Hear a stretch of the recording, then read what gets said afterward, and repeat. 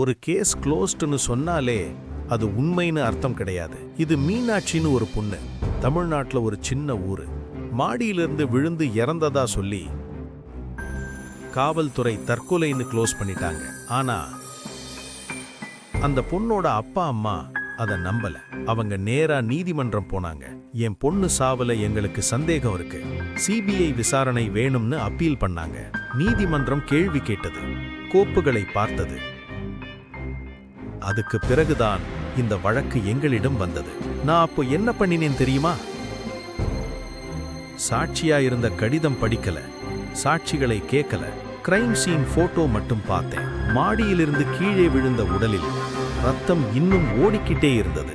2 மணி நேரமாகி இறந்த உடம்புல அது நடக்காது. அந்த ஒரு டீட்டெயில் தான் இந்த வழக்கை தற்கொலையிலிருந்து கொலையா மாற்றுச்சு. கிரைம் சீன்ல இருக்கிற சின்ன விஷயங்கள் தான் பெரிய பொய்யை உடைக்கும். சார், அப்போ யார் அந்த கில்லர்? சப்ஸ்கிரைப் பண்ணுங்க, சீக்கிரம் சொல்றேன்.